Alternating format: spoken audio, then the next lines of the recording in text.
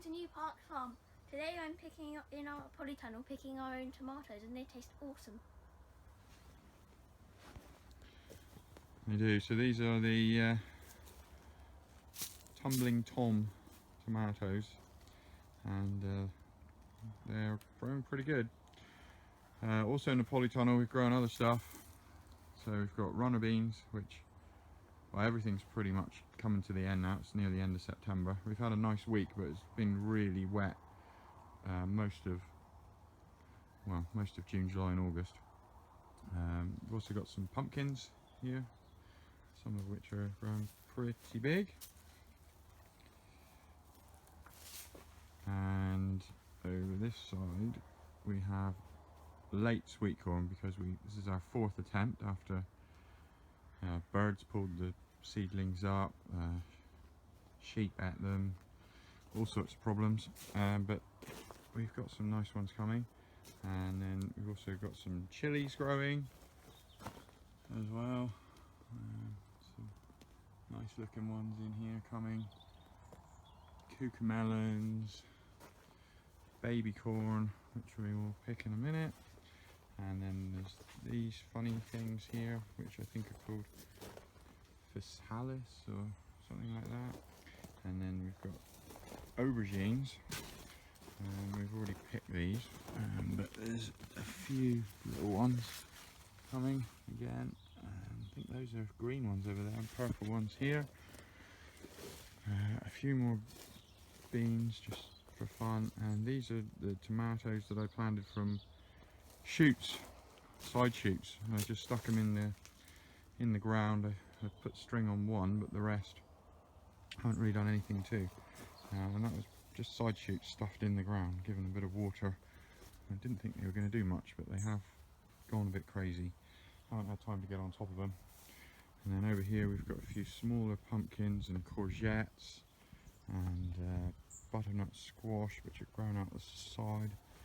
There's one growing here. And then we get to the real mess, which is my fault. I was looking after these tomatoes. This first row's okay. I put 2 strings to hold it up, and they're doing okay.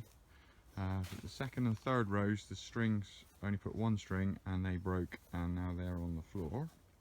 They are still growing, but we've got blight getting into them now. It's been damp. It's not great. And then the 4th row we put on these metal rods, but they've bent or fallen over as well.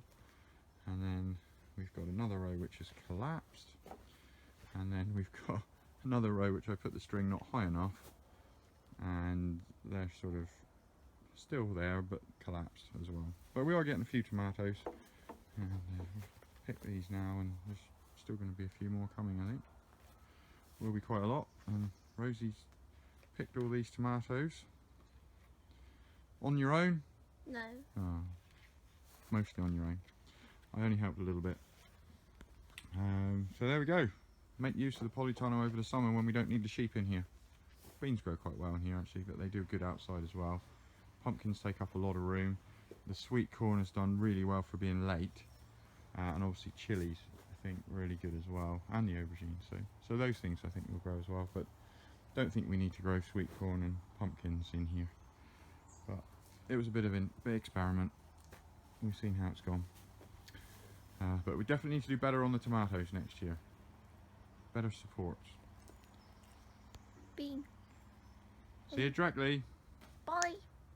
My bean broke. So we finally managed to make some hay this year in 2020. We baled this on the 18th of September. It's not the latest we've made hay. We have made hay in October before. The forecast is good for tomorrow, but then not so good after that. I think we've got 19 bales in this field, and only 4 in the top field, but that field was light anyway, but we just wanted to take it off since we were doing this one. So it's nice stuff. We haven't had any weather to make hay. Been trying to make hay, or been ready to make hay since the middle of June, but we haven't had any weather to do that. We had some nice weather in April and May, and I did actually bale some hay for a neighbour on the 2nd of June, but this is the first opportunity we've had to make any. don't know if it's the last days of summer or not, if we even had a summer this year, but there we go, we got some hay anyway.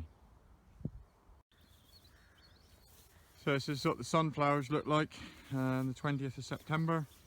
They've been a good success. I'm pleased with it. We put them in this little patch here where the pigs were last winter. We put them in April, and just up there I put some in June as well, and those are flowering now. And these flowered all of August.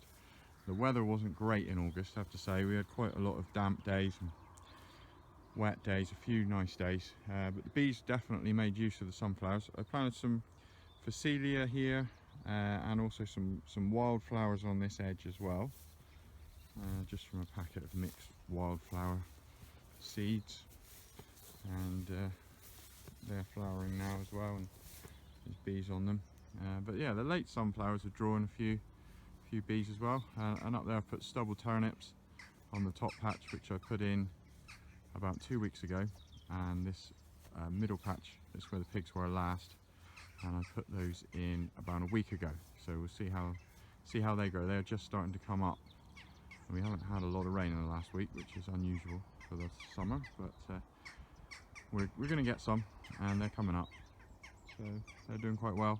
And I'll go and have a look at the stubble turnips I put in a bit earlier, and we've got a lot of cabbage butterflies attacking those. So this is the other side of my pig field, where the pigs are at the moment, working their way down this way. And I planted some stubble turnips here in August, about a month ago. I can't remember the exact date now, but in this patch, a few bulb patches which I think slugs must have got into, and then it's not looking very good in the middle, and that's from butterflies or caterpillars, cabbage whites. On this bottom row I did also put Phacelia and chicory, and although the caterpillars have taken down the turnips, the Phacelia and chicory is looking really good.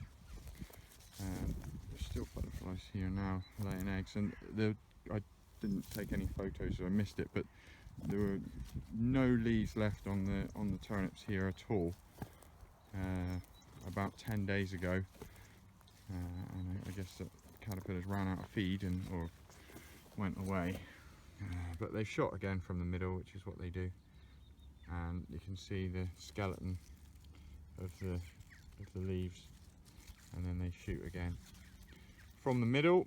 So these ones here are what the caterpillars managed to destroy, but they've grown again. They've had time to do that, but there are a few patches in the middle here which aren't looking so good. And then I've got a strip in the middle which I planted earlier on, end of June, to chicory and clover. And the chicory's looking pretty good. We've got quite a lot of weed come through here as well. There's definitely clover down in there as well. Clover takes a bit longer to establish, so I think that'll come pretty good next year. So that'll be for the pigs as well in the winter. At some point we'll strip graze across here. And I put these stubble turnips in at the same time as the patch that we just looked at, and they did have a few caterpillars, but not anything like the same. I'm not quite sure why. There were just caterpillars on everything in that bottom patch, but this patch there was just an odd few, which was they've managed to grow through it, and they're looking pretty good.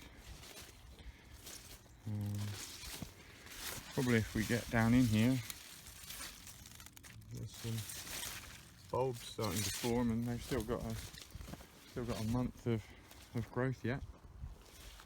And the pigs will be down here having this in the winter.